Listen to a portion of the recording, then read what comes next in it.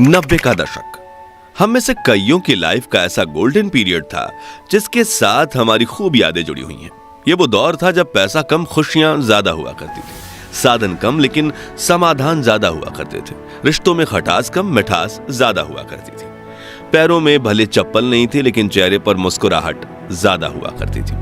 घर में भले ही पिता की एक पुरानी साइकिल हो लेकिन बच्चों के दिल में उसे चलाने की चाहत ज्यादा हुआ करती थी।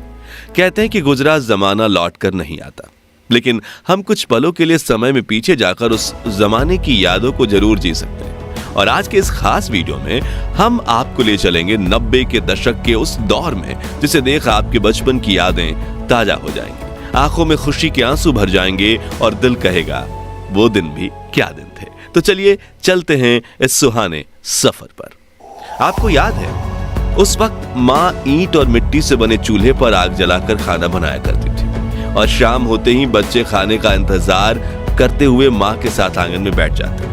चूल्हा जलाने के लिए खेत से पतली सूखी लकड़ियां तोड़कर लाई जाती थीं और जिसके घर में गाय भैंस हुआ करती थी वो उनके गोबर के उपले या थेपड़ी बनाकर उन्हें सुखाते थे। फिर चूल्हा जलाने के लिए उनका इस्तेमाल होता था।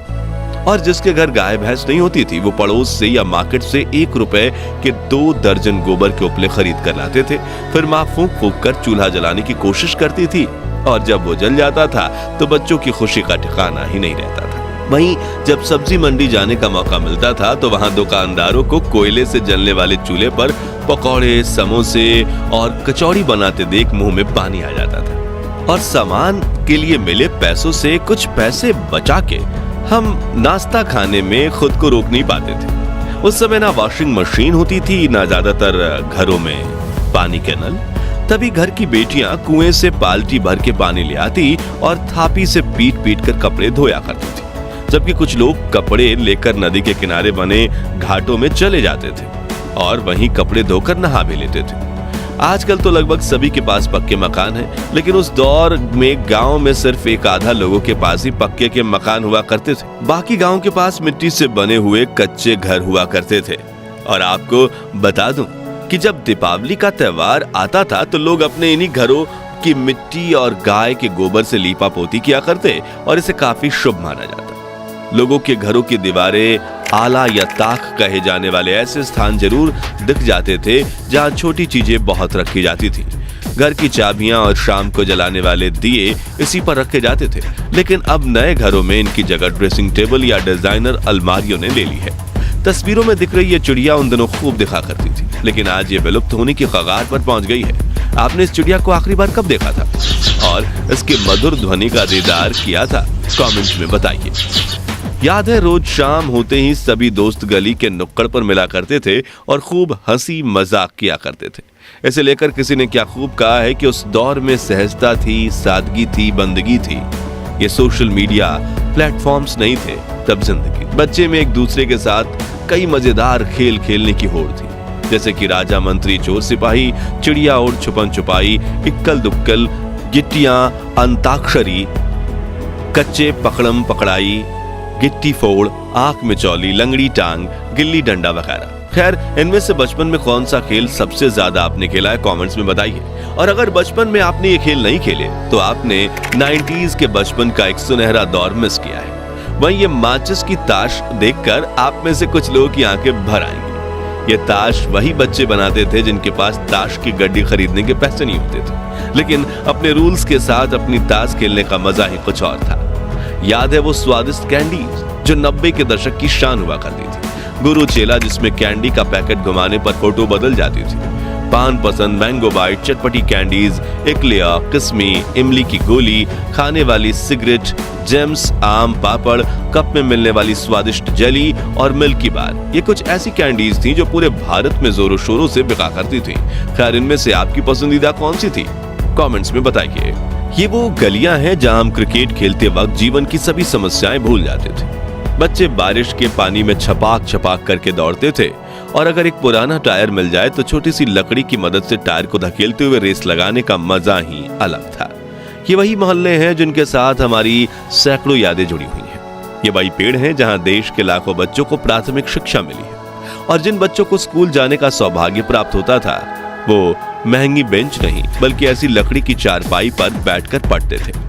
जब पहली बार बंगाल में इंग्लिश स्पीकिंग क्लास खुली थी तब ऐसे दीवारों पर एडवर्टाइजमेंट दी गई थी, लेकिन आजकल तो अंग्रेजी के सामने हिंदी भी फीकी पड़ने लगी है।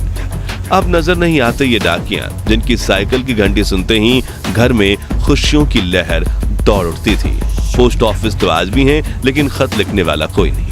याद है, गांव से शहर गए लोग जब परिवार को एसटीडी पीसीओ पर फोन किया करते थे तो पूरे गांव में खुशहाली फैल जाती थी।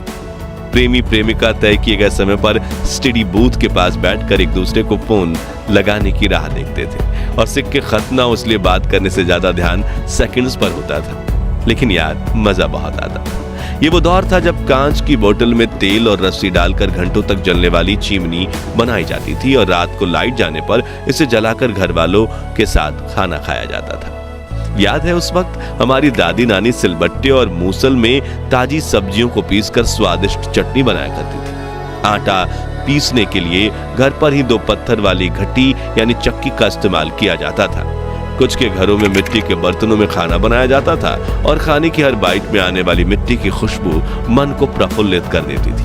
बर्तन भी स्टील के नहीं थे बल्कि लोहे, तांबे, पित्तल और कांसे के हुआ करते थे और डाइनिंग टेबल की जगह जमीन पर बैठकर हाथ से खाने का मजा ही कुछ और था। चलिए अब हमारे प्यारे राजस्थान में चलते हैं और 90 के दौर की कुछ ऐसी यादों को ताजा करते हैं जिनके बारे में शायद आजकल के बच्चे को पता तक नहीं होगा।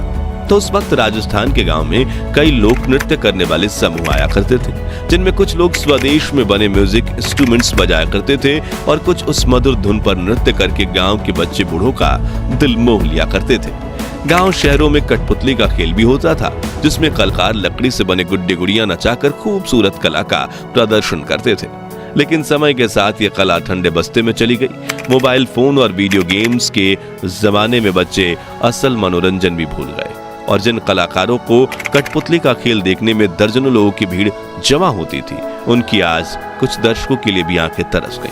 याद है, उस वक्त ट्रांसपोर्ट के लिए ज्यादा वाहन नहीं हुआ करते थे, इसलिए कई लोग बैलगाड़ी और ऊंट गाड़ी से सामान को यहाँ से वहां पहुंचाने का काम करते थे और रोजी रोटी देने वाले जानवर की देखभाल अपने बच्चों की तरह करते थे।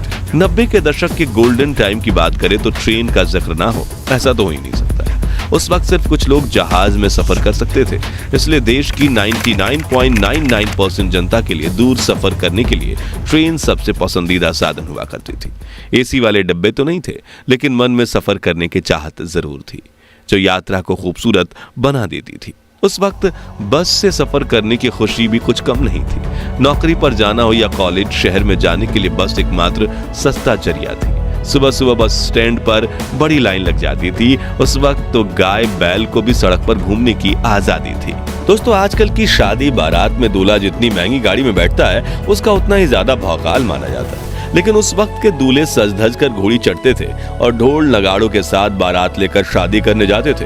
दूल्हे के यार दोस्त तो मानो अपने दोस्त की शादी को एक त्योहार की तरह मानते थे और पूरे जोश के साथ बारात में नाचकर शादी में 4 चांद लगा देते थे। कोई ज्यादा अमीर होता था तो कोई ढोल नगाड़ों के साथ बैंड भी बुलाता था, जिसमें बड़े से लाउड स्पीकर लगे होते थे और बैंड वाला गायक हर आवाज में ऐसे गाने गाता था कि बारातियों के पैर रुकने का नाम नहीं लेते थे। वहीं कुछ लोग इन लाउड स्पीकर्स का इस्तेमाल अपनी दुकान के प्रचार प्रसार में भी करते थे, जिसमें वो अपनी ही आवाज में कुछ पंक्तियां कहकर उसे कैसेट में चला देते थे।